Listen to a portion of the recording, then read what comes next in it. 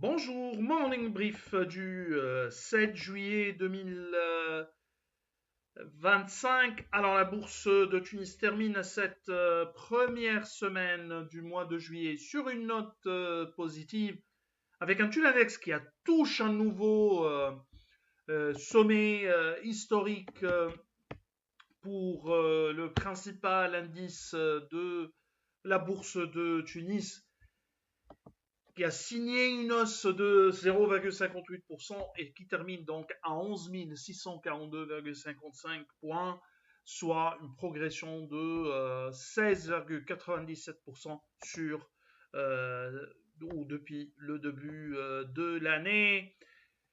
Pour ce qui est des principaux écarts de la semaine, a signalé la hausse de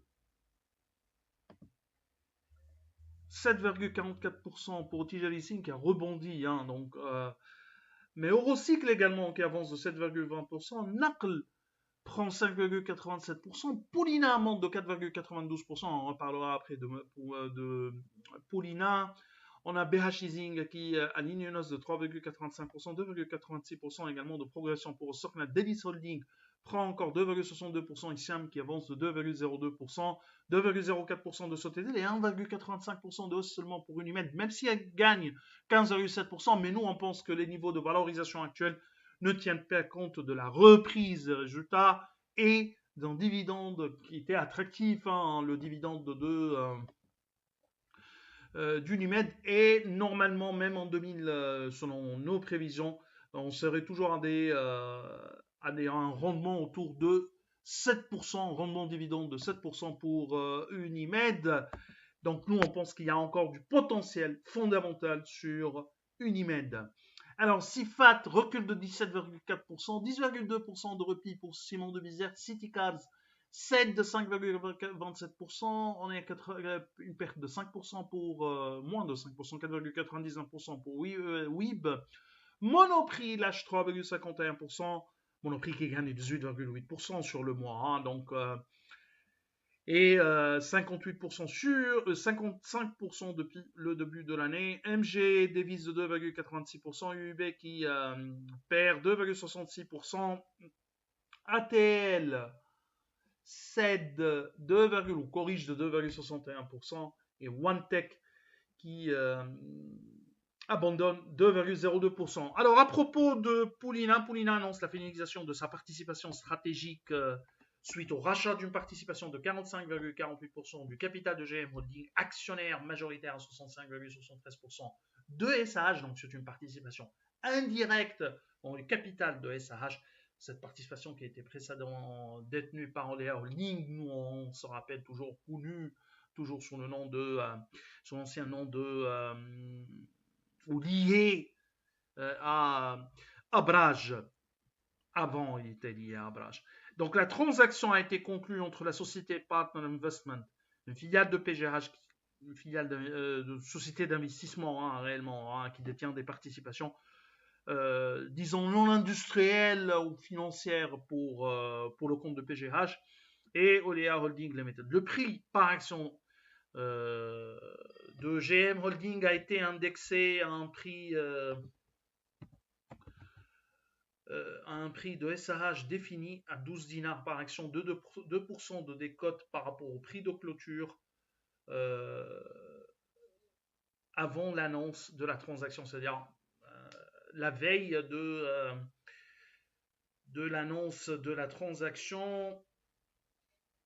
Et la finalisation de la transaction est prévue pour aujourd'hui, 7 juillet 2025. La transaction valorise SAH à 8,7 fois VE/EBITDA 2025, 9 fois VE/EBITDA 2024 et aboutirait à un rendement cash, c'est-à-dire un rendement dividende autour de 3,5%, voire un peu moins dans le cas où GM Holding aurait une dette à rembourser. Nous verrons un peu la transaction s'il n'y a pas de dette, c'est-à-dire si l'actif de GM Holding contient seulement un actif actif SAH, c'est-à-dire la participation dans SAH, les 65,73%, nous aurons une transaction autour de 300 millions de dinars. S'il y a un passif pour GM Holding, normalement la transaction serait à un niveau inférieur, au-dessous de 300 millions de dinars. On verra, ou peut-être qu'il y a des participations, d'autres participations non stratégiques. Nous, on ne pense pas, vu que GM Holding était créé dans le cadre de la restructuration de capital de SAH, dans le but d'une transaction que soit une opération qui aurait impliqué également, qui aurait impliqué aussi les actionnaires historiques de SAH et pas seulement Léa Holding. Alors, ce rendement est décidément bas hein, dans notre cas, c'est-à-dire que nous, surtout que nous ne voyons pas de synergie qui serait créée via ce rapprochement indirect entre SAH et PGH, du moins sur le court terme.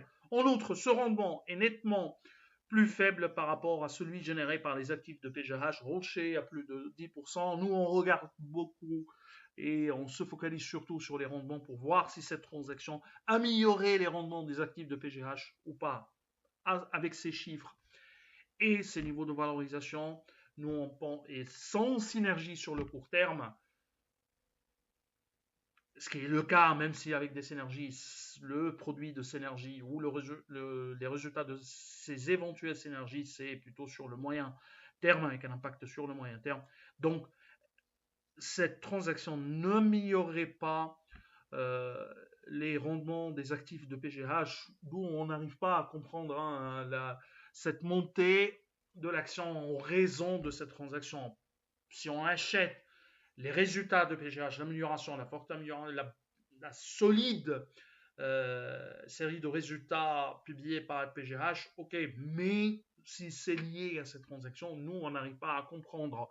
Autre aspect qui n'a pas été également mentionné par cette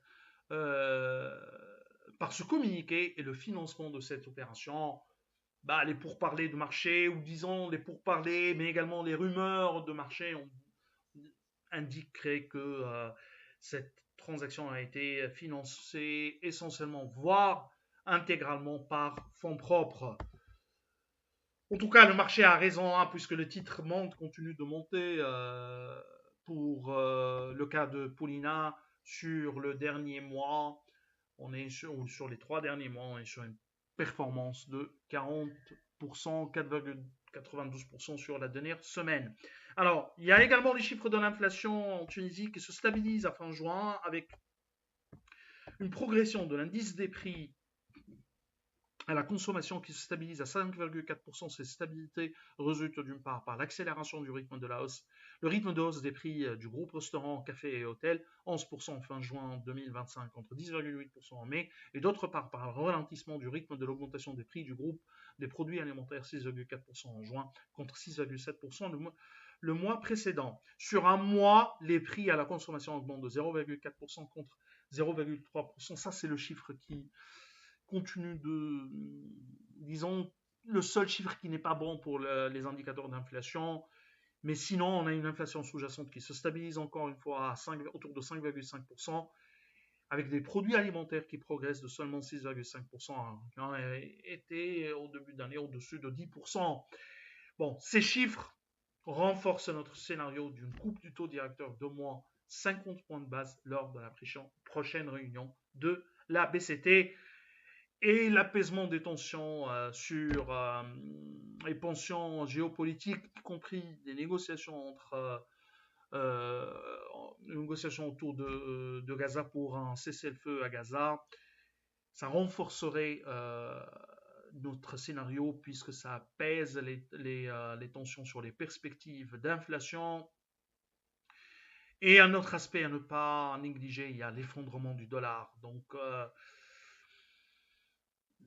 le dollar qui perd 10% par rapport au dinar depuis le début de l'année, qui perd plus de 10% par rapport presque à toutes les monnaies émergentes et, sauf peut-être le GBP, mais également les pays, c'est-à-dire y compris les pays, les monnaies, les principales devises du global, hein, l'échelle globale.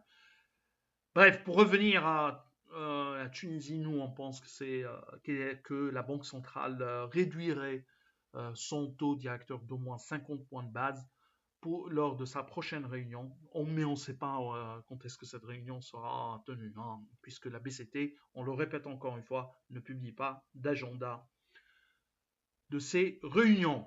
C'est tout ce qu'on a pour ce matin. Nous vous remercions pour votre attention. On vous donne rendez-vous pour demain matin en souhaitant une bonne journée. Au revoir.